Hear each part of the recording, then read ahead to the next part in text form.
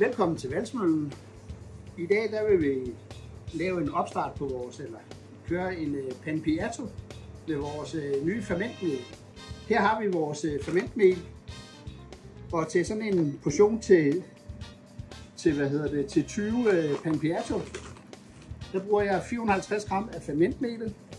Så skal vi bruge noget, der var vi heldige, 30 grader varmt vand. Og det er vigtigt, at vi bruger 30 grader varmt vand. Det er jo simpelthen for at få startet fermenteringen her, så de kommer i gang med det samme. Så tilsætter vi 450 fermentmel, 450 vand.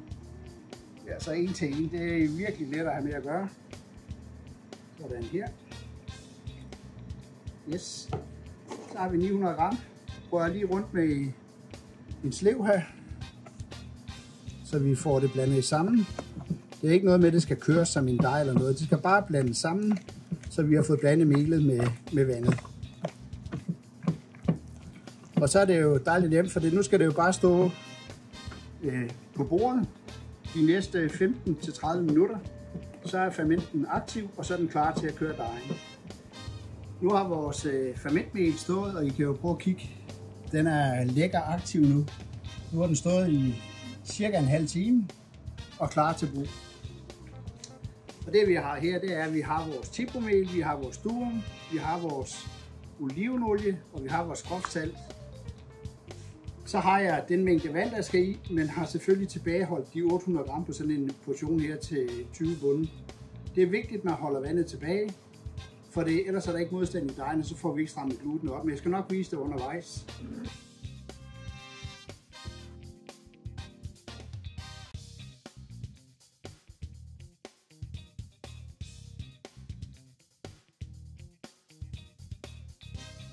Så kommer vi de 100 gram olivenolie i, sådan der. Og så skal dejen ellers bare køre i 4 minutter. Her når dejen lyder sådan nede i maskinen, så er den strammet op. Nu prøver vi at tage en glutentest på den. Når dejen er sådan, så er den klar til, at I kan komme det sidste vand i at holde tilbage. Det kan I så køre på nu.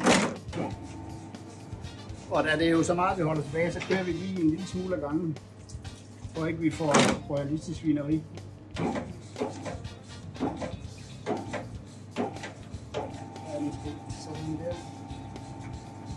Og så når først dejen er skidt, som I kan se her, så kan man godt komme til sidst vand i. Bare på vand, det er det, vi står og bruger lang tid på. Nu har dejen fået de første 2 minutter med det ekstra vand. Og nu skal I prøve at kigge med. Nu tilsætter jeg salten.